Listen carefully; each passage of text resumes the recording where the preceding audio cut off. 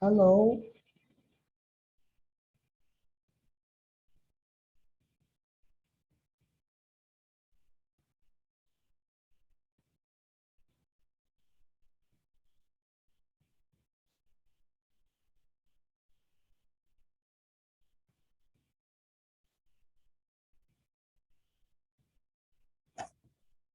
Good morning, everybody.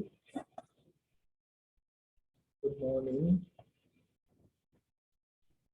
Today is the second day of our training, our virtual training concerning how to get our loved one that are into addiction and into treatment. We'll be starting shortly. We're waiting for some of our participants to join so we can start up. It's going to be a wonderful section. The section is facts. We're going to be talking about communication. Yes.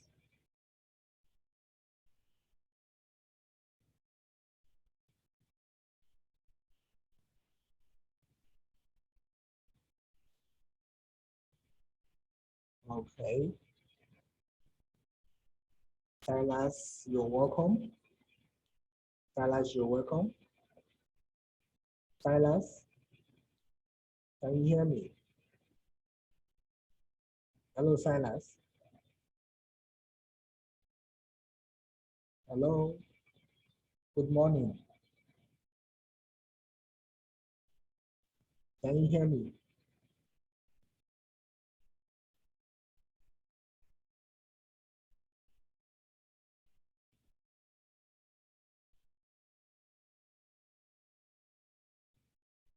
You're welcome.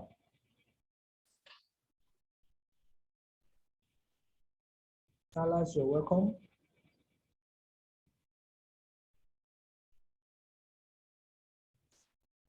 We are starting. Good morning. Can you hear me?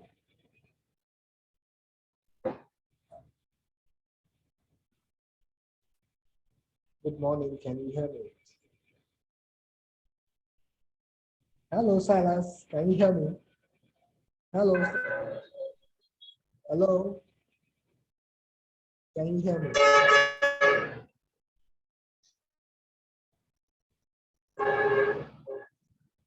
Yeah, I can hear you. Good morning, Silas. You're welcome. You're welcome to today's section, the second day of the training. You're welcome. It's going to be a full package. You're welcome. Thank you, sir. Yes. We're about starting this section.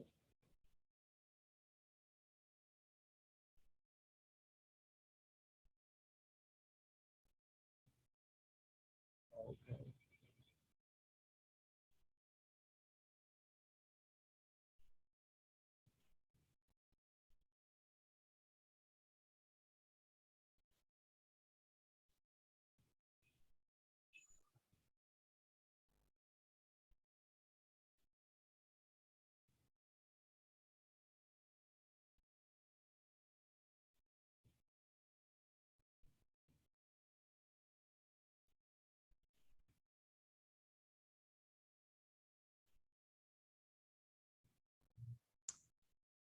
So, good morning, everyone.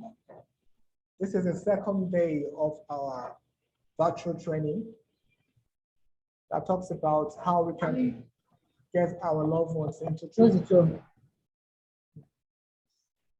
Hello? Yeah, we are hearing. We are listening, sir. Okay. So like I said, this is the second day of the training.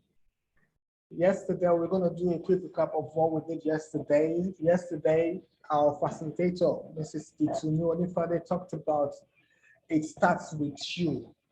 So the recap is that three things that we are going to look at on the recap.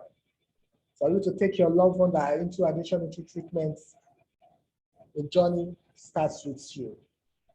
Then there are things that you can control and there are things you cannot control. So you're going to be majoring on those things that you can control. And the first thing you can control is your thoughts.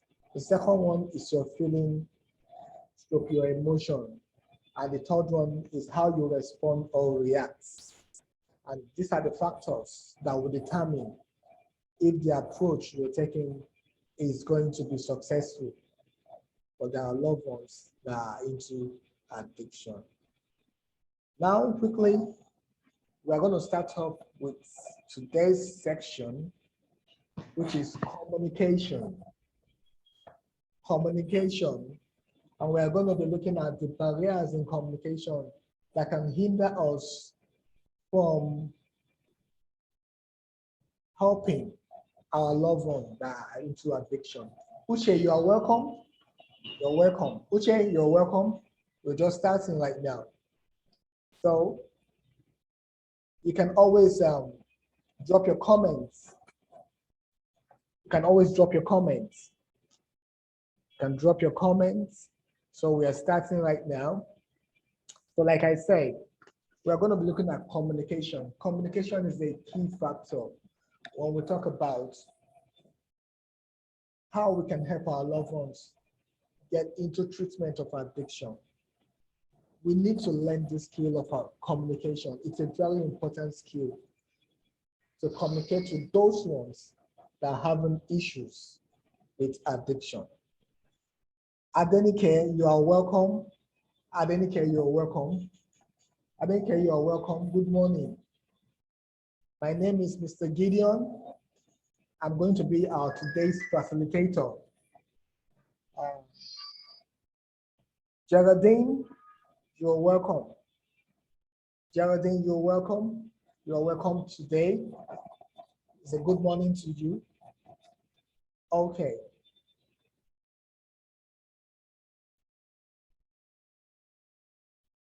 Today we're talking about communication.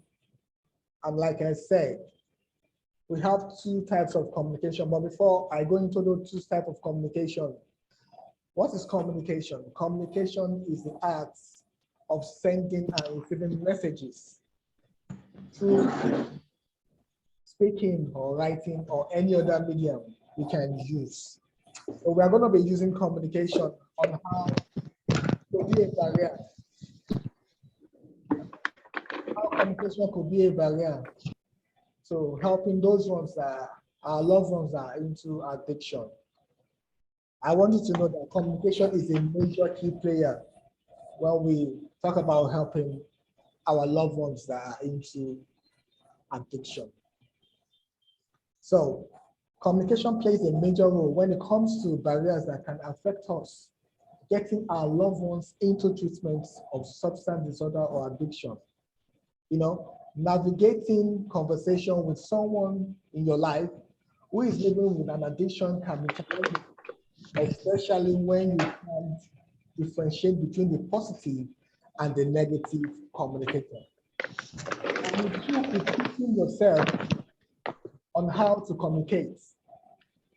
The barrier, refusing to come for treatment, only be for a while.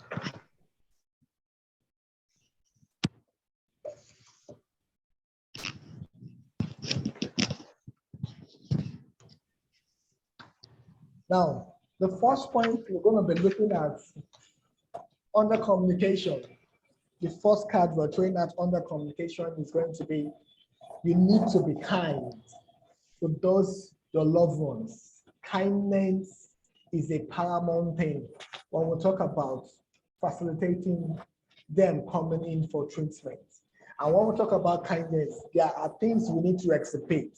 And the first thing we need to exhibit for us to be able to facilitate that our loved one coming into treatment is one, for our own self, we need to be selfless. It's a key. You need to be selfless. Second thing is that you need to be compassionate. The third one is that you need to show mercy. Then, secondly, one thing that is so also important is that we need to understand them. We need to understand them. Understanding them goes a long way. And why do we need to do this understanding aspects is that today, because for everyone that indulge with substance, most times become defensive. They are always very defensive because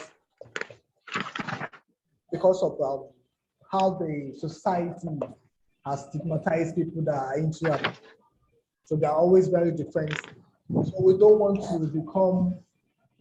to allow that conversation with them to become too argumentative, so we'll be able to achieve anything. So we need to tread carefully. And that is why we must have an understanding coming from their own side. Because when we become so defensive, that could bring up offenses. That could bring up offenses coming from them or coming from us, which could make what we are trying to achieve, which is a positive communication, but it might lead for it becoming a sour one. So it's important that we learn to understand them by using the act of kindness and not being judgmental. So in this world today, because the admission, a lot of people that are into addiction, they have been stigmatized by the society. So they are often expect when we want to have a conversation with them that we are going to criticize them, we are going to be insulting, we are going to belittle them, and we are going to reject them. So they become so defensive about themselves. So, and what we are looking at is that we want to figure out how we can facilitate that. Good morning, Ma. You're welcome, Ma. You're welcome, Ma. You're welcome, Ma. So as I said, what we are looking at how the communication we're going to be having with them, how it's going to be acceptable from both parties, from themselves and themselves. Because when we begin to have this understanding, you're welcome. You're welcome, Mrs. Kitini, you're welcome. You're welcome to the session of today. So like I was saying, acceptance is a thing that they are looking out for. And that is why when we begin to have this conversation with them, being kind to them, they are looking for people that they can open their hearts to. But what thing you should also understand is that when you continue to show kindness and begin to show the understanding with them, don't forget the boundaries. Your boundaries are so important, no matter what. As you accept them, make sure that you are giving your own boundaries so that there won't be miscommunication eventually. So the next thing we're going to be talking about under being kind is there are things that you need to learn when you start having this conversation with your loved ones. There are things you need to avoid saying, and there's a way instead you can say those such things.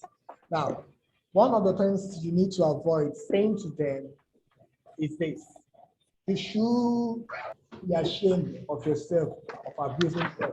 If you talk to them in that way, that could be a trigger that your conversation with them will not be smooth and not get the positive response that you are expecting to get from them. But if you try it this way, you come to them and say, yeah, everyone needs help sometimes. You don't have to be ashamed of your addiction. At least that way, it has shown to them that you have an understanding that addiction is an issue and that there could be help if they are willing. That is one of the ways you can communicate with them, by showing them that you are kind to them. The second thing that we're going to be talking about on this communication is thoughtfulness. Thoughtfulness. You need to choose your words. You need to choose your words. You need to choose your words thoughtfully. So I'm going to read this. Remember that language matters. And communicate as respectfully as possible. Avoid using language that promotes harmful stereotypes about addiction. Some words can negatively influence how people with addiction feel about themselves and about their ability to recover. All we're trying to do is that we want to motivate them to get into treatment. So we need to avoid anything that can make them not to come into treatment. So we need to be careful of the words we use. We need to be very, very careful for that. The second point on that, being thoughtful about your words that, let's for instance, people often use the word clean to describe someone who is drug free. However, the use of words clean implies that who is addicted is dirty when they are taking drugs. Avoid calling them names like addicts or junkie. A person addiction, The online now. a person addiction shouldn't define who they are. Being called an addict can feel demoralizing. Try using person first name. Their language, such as a person with an addiction, is not accepted. So you can call them by their name. Now, you need to avoid saying this to them. Like, I can't believe you're a junkie. When are you going to, when are you getting to trigger a negative reaction from them? Instead of you using those words, you can frame it this way. I'm sorry you're struggling with your addiction. I am here to help support you. That will help them calm and see that you're able to accept them and then begin to open up to you what their problem is. And that is what we want to do with them. The next thing you need to do is, when we talk about addiction, addiction is a broad thing, and then you need to educate yourself. You need to get information on addiction. It's paramount. If you're going to be helping somebody today, if you're going to be helping a loved one that is having addiction issue to get into treatment, that aspect of you educating yourself is paramount. Our society today often blames people for their own addiction as if it is a moral failure on the person's part. Make sure that before speaking to your loved one, you understand that addiction as a disorder. The more knowledge you have about addiction, the better you'll be able to communicate. Now, the National Institute of Drug Abuse, NIDA, describes addiction as an inability to stop using a drug, failure to meet work, social,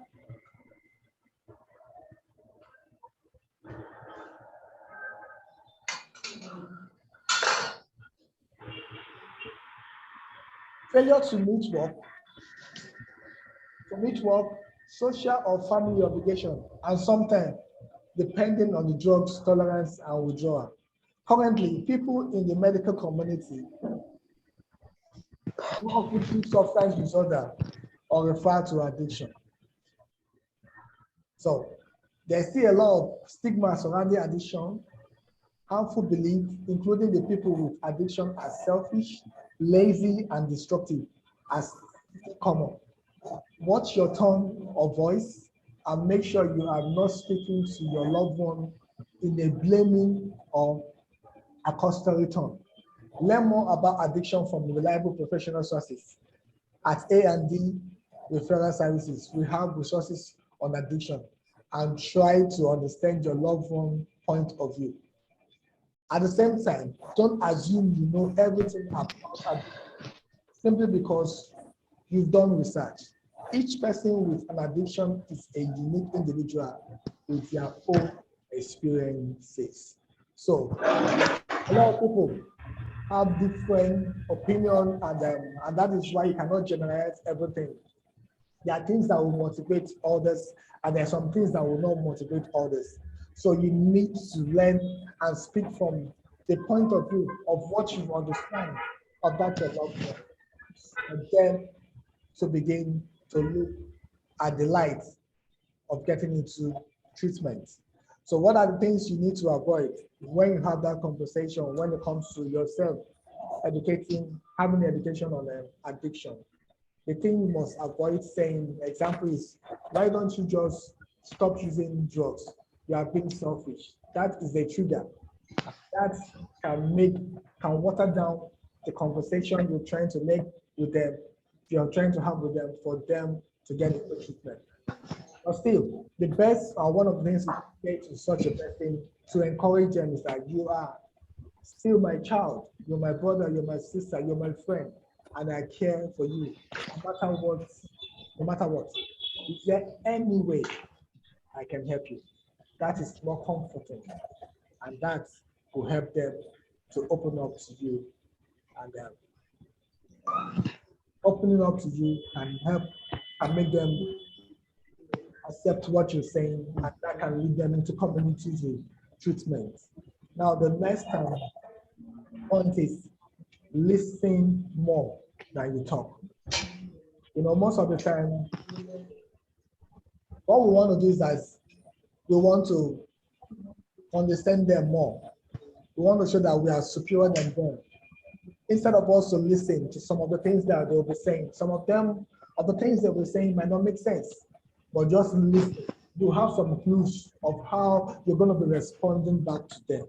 So you need to listen more. It's an important key. An important part of communication is listening to what the other person has to say. When someone with an addiction confides in you, try to listen without criticizing. Even if you don't agree with what they are saying, it's important to withdraw your judgments. You also don't have to take the addiction the main course of every conversation you have with them.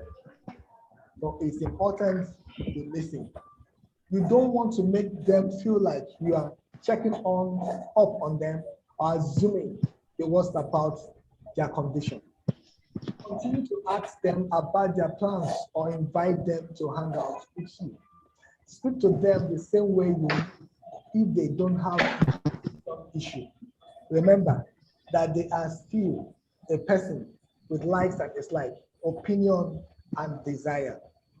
So you understanding all these things will help them to begin to open up that they want to come into treatment.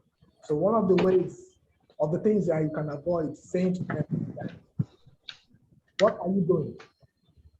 You are not using again, are you? Why are you calling me back? Why did you lock your door? These are things that can the conversation we're trying to have with them might not go smoothly. But if you have a conversation like this with them, you say, hey, do you have any plans? At least that will make them like, okay, somebody cares about them. I would love to hang out with you if you don't mind, if you're free. At least that will open up a good conversation with both of you. Then another point you need to always put in mind is you need to set boundaries. You need to set boundaries in communication. Because the truth of it is that if you don't set your boundaries, they are also watching you. And they are looking for the things. If this one is like booklet, They're also looking at things that they can also you gave me this one on Friday. So, Patient information. so you need As in what to be very careful. So second, all those things that I'm typing. communicate your action as well as your words. You need consistency in your message so that your loved ones doesn't misunderstand what you want to expect, what you want or expect of them. But all these things, I don't know whether it is just being. For example, if you tell your partner that that drinking negatively affects you, don't offer to split a bottle of wine with them over a dinner. You want to communicate your boundaries effectively with someone who has an addiction. Communicating with someone who has an addiction can also be hard if you have a history of supporting that person addictive behavior. They might be surprised you are speaking up instead of enabling or ignoring their addiction.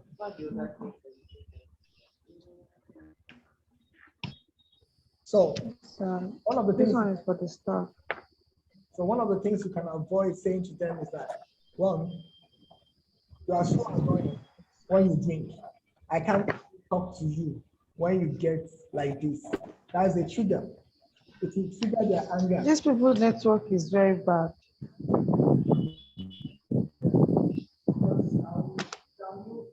The replay. Yes. The recorded one.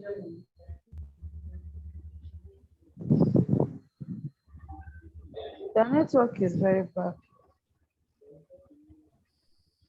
I don't know It's why breaking.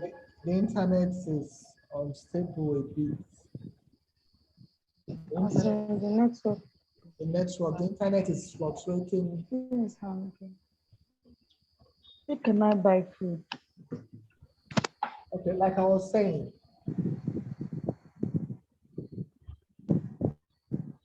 avoid saying this.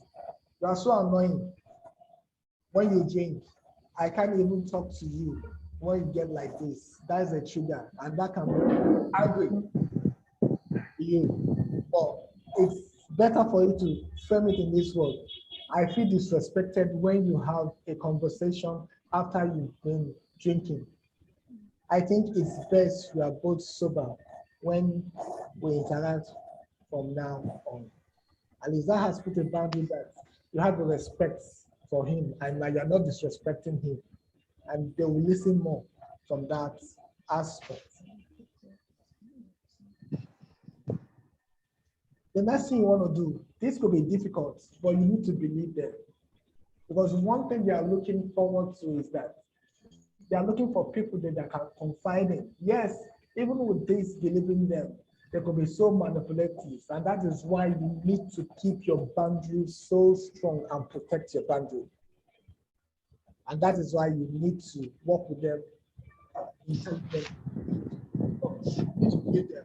If your friend or loved one chooses to speak to you about their addiction, don't disagree with what they are saying. For instance, if they tell you that they think that they have alcohol use disorder, don't respond by saying, "Come on, you don't have a drinking problem." They are telling you what they think that is, and they think is an issue about themselves. Don't counter it. Just listen, believe what they're saying. Then you'll be able to work on them. The perspective of another person's addiction is not the reality they experience. Truth that they know themselves. If they say they are addicted, believe them. Someone's opening up to you about their addiction is likely a sign that they trust you. Expect how difficult it might be for them to talk about addiction. You also don't want to make excuses for them, telling them that one drink doesn't count. For instance, we that will only do what? Enable their behavior. So you don't want to enable their behavior, but you want to keep your boundary, believe what they have said, and we'll find a way out of it to see how we can help them.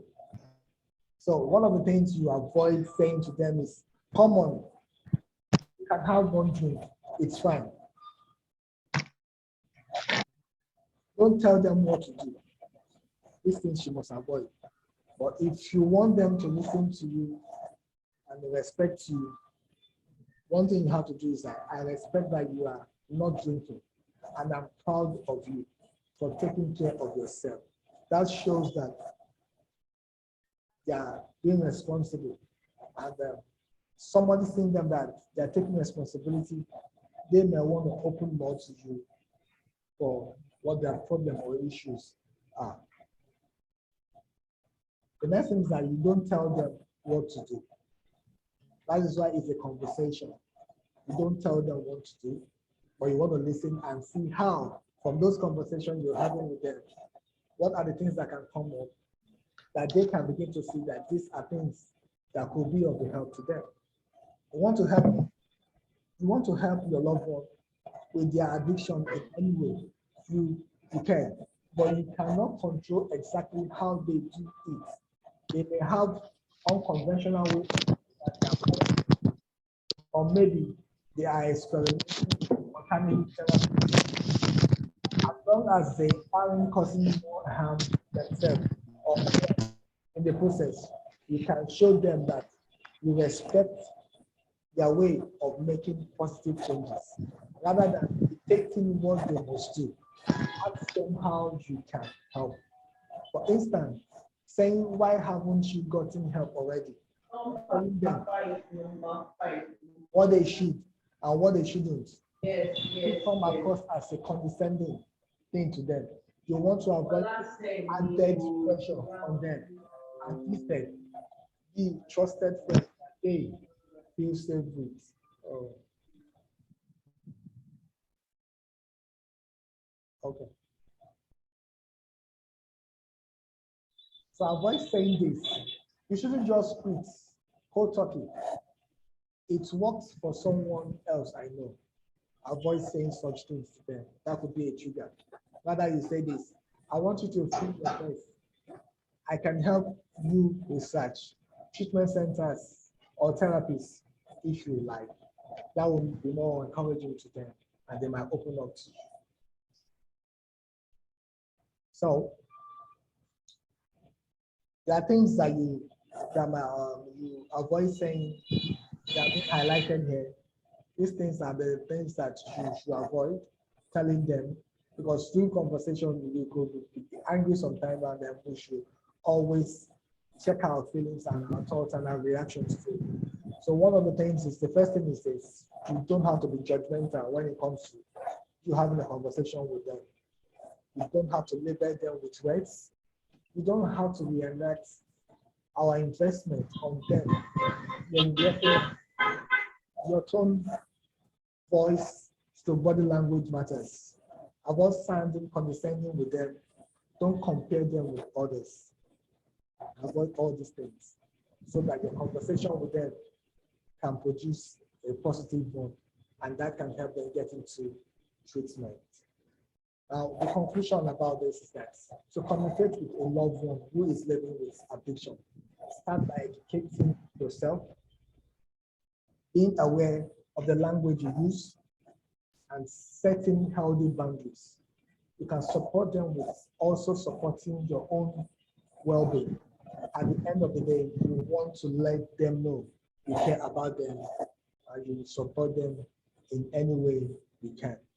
Now, I want you to understand something. The journey of them getting into treatment is a journey of them recovering from who they used to be to what they are supposed to be. And that journey from their own side and from you that is trying to support them and help them, they have to be what we call forgiveness. Because the truth of the matter is this, there are hurting aspects that is coming from both of us, and we need to learn to work on that. And if we learn to work on that, and we are using the art of forgiveness, before you know it, the person will find his way and say, yes, I am ready to come into treatment, and the journey to recovery will start. So at this junction, we've concluded this section, and I'll be entertaining questions right now. The questions you want to ask, and ask the questions right now. Okay.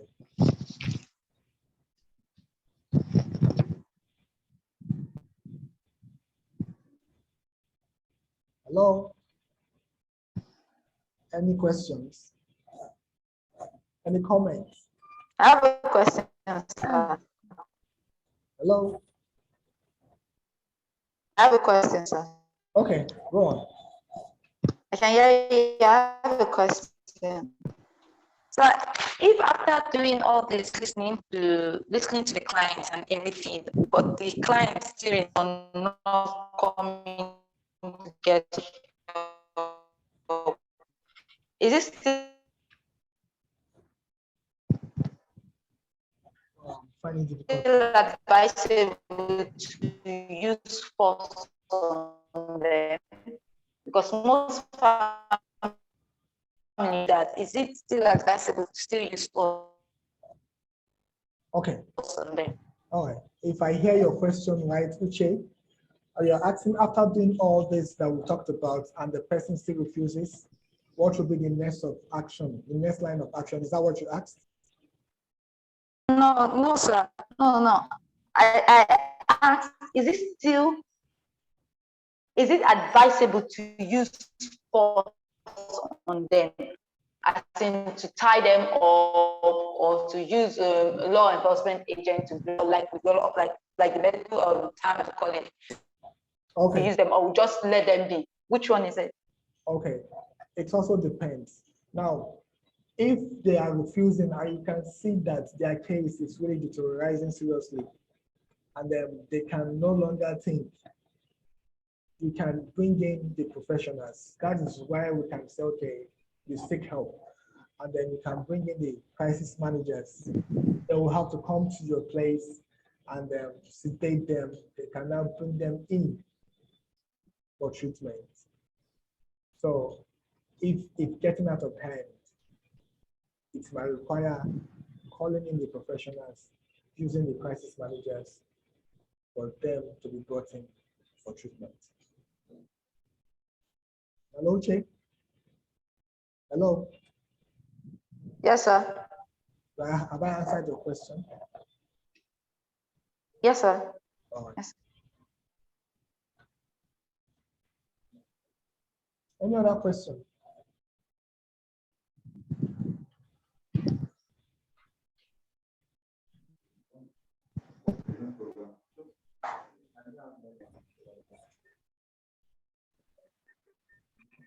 Hello? Any other Hello, question? sir. Hello? Hello, sir.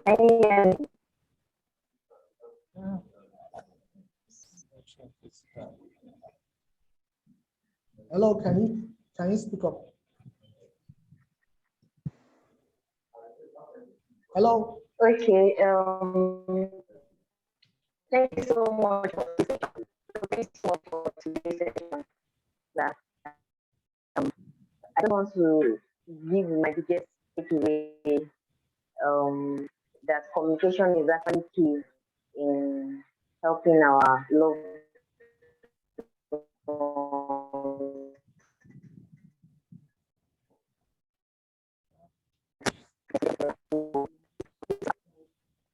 Also,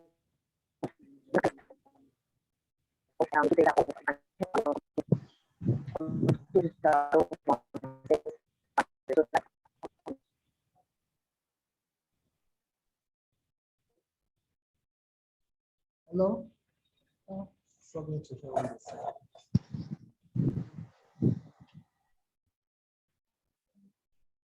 Hello?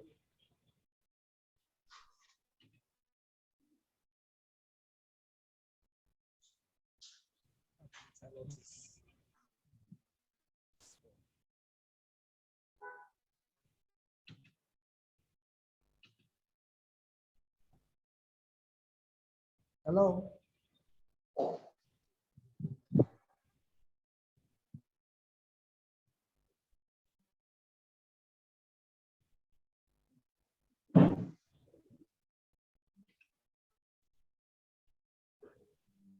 Hello?